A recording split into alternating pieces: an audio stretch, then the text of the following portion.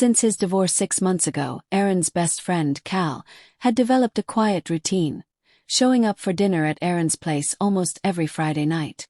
The evenings usually ended with a few too many drinks and some laughs, a small reprieve from the storm Cal had been through. His ex-wife, Lena, had left him for another man and relocated to Chicago just 4 months after the ink dried on their divorce papers.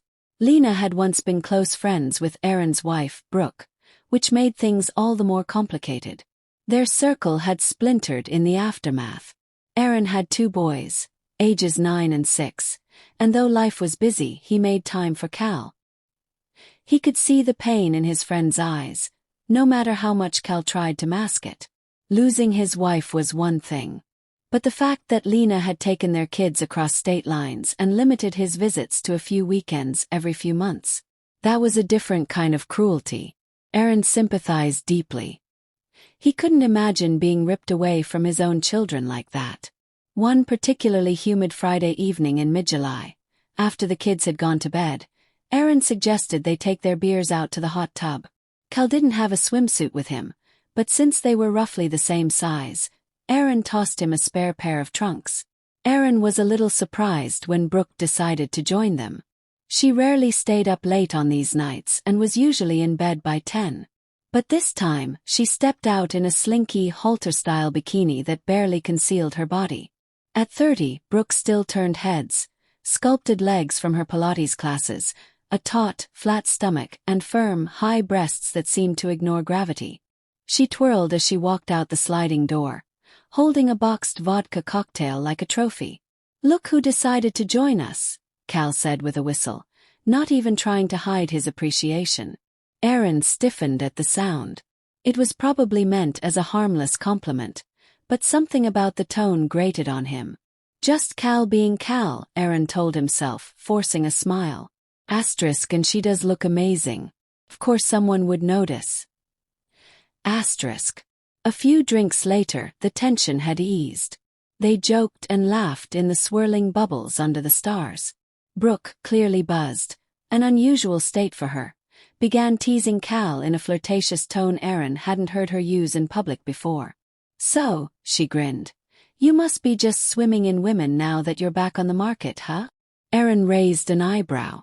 Brooke was usually discreet, wild in private, sure, but always composed around others. Her tipsy banter was unusual. Checking the time, Aaron cleared his throat. "It's getting late. The boys have soccer in the morning." Brooke giggled and swirled the last of her drink. Okay. I'll finish this and head in." Cal cracked open another beer. "I'll take off after this one." Aaron stood up, water trailing down his torso. "I'm gonna hit the bathroom real quick." When he came back 5 minutes later, expecting to find them drying off or saying their goodbyes, the house was dark. He stepped out onto the patio and froze. Brooke and Cal were still in the hot tub, but their dynamic had shifted. They were now sitting shoulder to shoulder, their body language too familiar. No drinks in hand. Cal wore a half smirk. Brooke looked up and flinched, caught. Cal stood immediately, avoiding Aaron's eyes. "Guess it's time to head out." He wrapped a towel around himself and moved toward the door. "I'm gonna stay out a little longer," Brooke said, not meeting Aaron's gaze. Aaron's voice was like ice. "Rich can see himself out. I'll stay with you." Brooke shook her head. "No, go ahead. I'll be in soon." Aaron clenched his jaw but obeyed, choosing not to create a scene. By the time he walked through the house, Cal was already slipping his shoes on. "Later, buddy," he said, clapping Aaron on the shoulder like nothing had happened. Aaron said nothing. He waited in the living room, muscles tight, mind spiraling. He could see it play out in his head. Cal's hand on her thigh, her biting her lip. They were drunk. The air was heavy with suggestion. 10 long minutes passed before Brooke finally came in, wrapped tightly in a towel. She jumped when she saw him standing by the hallway. "Jesus, Aaron," she gasped, hand flying to her chest. "You scared me." He stared at her. After 10 years together, he knew all her tells. The flicker in her eye. The nervous way she twisted the towel's edge between her fingers. "You don't look like someone who just said goodnight to a friend," he said coldly. "You scared me," she repeated. "Go to bed." "I'll be in soon," she said, brushing past him. "Maybe I'll come in naked." Aaron grabbed the edge of the towel, pulling it slightly. "Why?" Brooke pulled it back, flushed. "Not now. I have to pee." His voice dropped. "Why are you acting like this?" Her breath hitched. "What is wrong with you?" Aaron didn't respond. He simply turned and walked into the bedroom. "Nothing happened," she called after him, her voice cracking. "I swear." He didn't answer. He opened the closet, yanked out a suitcase, and began packing. Brooke rushed in, sobbing. "Please, Aaron. Don't leave. I'll explain everything, just don't go." But he was already out the door and into the night.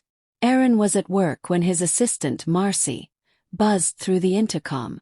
"Mr. Daniels, your wife is here. She's refusing to leave until she sees you." Aaron exhaled. "Tell her I'm busy.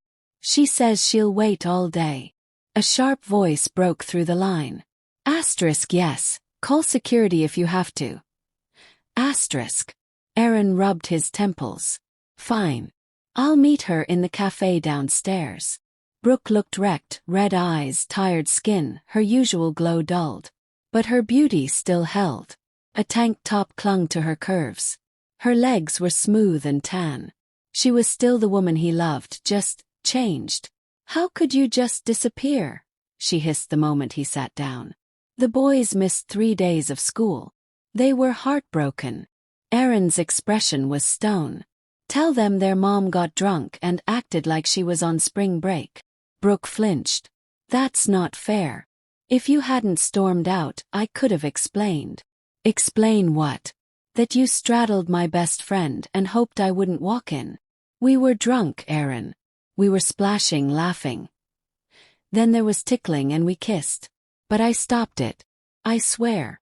Aaron leaned forward. "You think I believe that?" "Ask Cal," she cried. "He'll tell you." "Oh, I did," Aaron said. "And guess what? He said you invited him over again tonight." Brooke's mouth dropped open. "That's a lie." "He called me last night and said you wanted the 3 of us to talk." Aaron blinked. The pieces shifted. Cal had played them both. The confrontation with Cal came days later, at a local bar where Aaron finally exploded.